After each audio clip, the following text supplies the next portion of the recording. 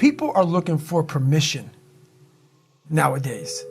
And not saying that I'm the permission holder, but like for a guy like me to come out after all the tough stuff I've done, I'm known as the world's toughest man. Yeah. That's just the title someone gave me. But when you're known as that, you do all these tough things, and you're like, hey man, but check it out, dude. You open the door for people. In my life, not only was I not the smartest kid, learning disabilities, abusive father, my soon-to-be stepfather got murdered, stuttering, obese, the list goes on and on and on. I broke down color barriers. So one time when I went to do my book, I actually went to book auction years ago. They looked at me and was like, hey man, there's only like 15% of America's black.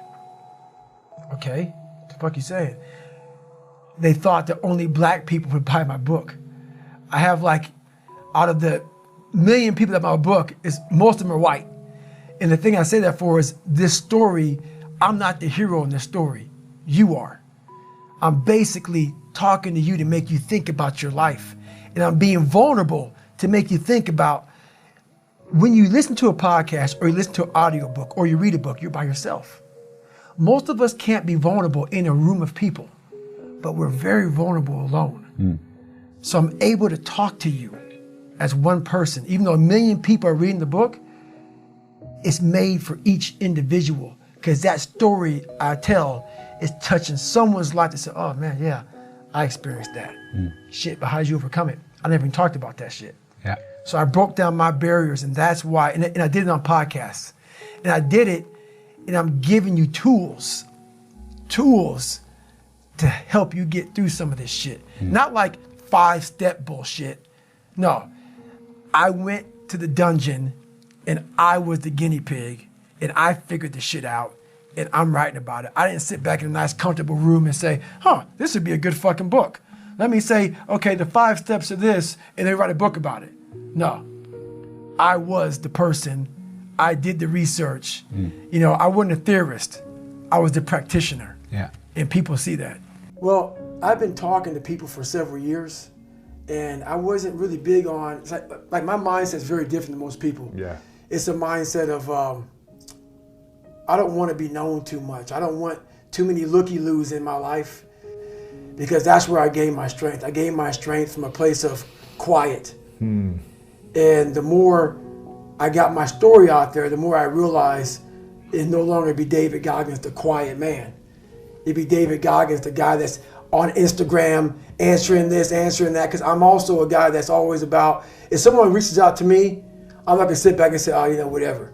I'm gonna reach back to you. So it's gonna take time out of me trying to gain strength and me trying to get ready to go. So that was a big deterrent for me to get on Instagram and all that stuff. I'm not big on social media anyway. Yeah. But then I realized that God put me in a very interesting spot of life where he made hell my teacher. He made hell my teacher. And a lot of people don't understand that. So I'm trying to give people a different thought process of life where failure, hell, disappointment, discomfort is a great learning tool. And many people don't understand that. And a lot of people won't even understand this interview when we get done with it. But it's these few moments in life that you have. Like for me, I always talk about it. Rocky 1, round 14. That 1 2-minute and 13-second clip of Rocky getting up when Apollo knocked him down. That one clip, when I was going through a very bad time in my life, I saw what I wanted to be. And it wasn't a guy that won. It wasn't a guy that won everything he did. It was a guy that kept getting up after being knocked down. So I realized if that 2 minutes and 13 seconds changed my life, that's all it was. I saw something that I needed to be in the world I was living in. Maybe my story will give someone the 2 minutes and 13 seconds they need to change their life. Millions of people live in a very comfortable place. That's fine. Don't listen to me. A lot of people are looking for that 2 minutes and 13 seconds. And I might be that person. That's why I started sharing it. What's the point? Like, we all have a story. And I believe that we're all teachers. We're all teachers. And if you don't learn something and give back like what you learned, what's the point of living? And you're wasting. Yeah, you're wasting it. You have all this knowledge of what you learned. Some people may think you're crazy. Some people may put a title on you, but it is those few people who are like, you know what, I need to hear that. So you have to put yourself out there. There were a lot of emails that came in to me, and I didn't realize, when you live your life, you don't know what it's doing to people, because it's my life. I didn't know my life was as bad as it was because it's my life. It's what I went through. It's the norm. Yeah. It's what I did, man. But when I started getting these emails from people saying, hey, you know what? You changed my life. That part changed my life. That part of your story changed my life. And because I have so many different parts of my life that so many people resonate with different spots. Maybe it's the obese part. Maybe it's the bullying part. Maybe it's the learning disability part. Maybe it's the abusive parent part. Whatever it may be. Right. So many people draw from my story, and I started getting these emails. And I was like, God, man, and I'm a big believer in something more powerful than me. I don't know what it is, but I'm not the end all. So I was like, I got to start doing more. If I'm touching these people's lives, a few people here and there. Right, maybe I need to go out here and do some more. And so I started at that point in my life. I have a lot more failures, as you see in that book, but I started down the road of, instead of the path of, least resistance, I started choosing the path of most resistance to prepare myself for the journey that was coming my way. I have all these valuable lessons, because if you look out in the world right now today, it's not a nice place, but I'm very prepared for it. Yeah, you are. I'm prepared for it. I'm prepared for all the failure coming my way. I'm prepared for everything my way. I'm not about money. Not about money at all. It comes. You have to first be authentic. What is your fucking brand?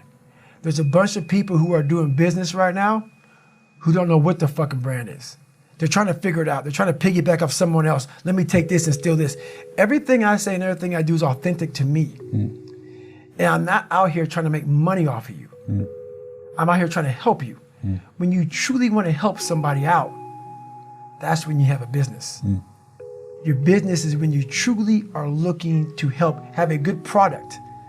The product right now is myself. Like basically, are you living what you talk? Are you being who you are? So therefore people say, hey, David Goggins, I may not like him, but every fucking day I know this guy. Every day I wake up, I know he's out there doing something. I know he's getting out there. I know when he talks, he's speaking truth, whether it be whatever. So what I've done with my business is I made it very true to who I am as a person. I'm not someone else. I'm not trying to fake something, and I'm not looking for your fucking money. I'm here to help you. And when people see that you're here to help you, that's when you can form a business. But people can see right through bullshit. They can see right through bullshit. So once they see through bullshit, your business is done. You're not authentic anymore. You're just a piece of shit. So people see true. So sometimes in your business, you may not make a dime for a while. You have to gain trust of people. You have to have a good product. It has to be about the people, for the people, and not about you. There can't be any underlining things, which very few people can do that nowadays. A lot of people nowadays are slugs. They're cockroaches. They're bottom feeders. They just are. They want that quick dollar. It's about me. It's about me, about me, about me. If that's your fucking mindset, your business is done. Some people make it, but they don't last real long. They don't last long. So for me, I come from hell. I had to persevere through a lot. I got judged growing up. So all I want to truly do for people is I'm for the fucking underdog. I want to see you fucking crush every motherfucker on the planet Earth. Anybody that says you can't, no. But you might be your biggest bully. You might be telling yourself you can't. That's my business. Whether it makes money or not, give a fuck. That's what it's all about, man. I want to see you at the end of the day say, look, man, hey, Goggins, when I'm walking through the airport, hey, man, you fucking saved my life. Now I tell everybody to go fuck themselves, man, because I changed my whole life around. That's the business. If you can do that, you're rich as shit.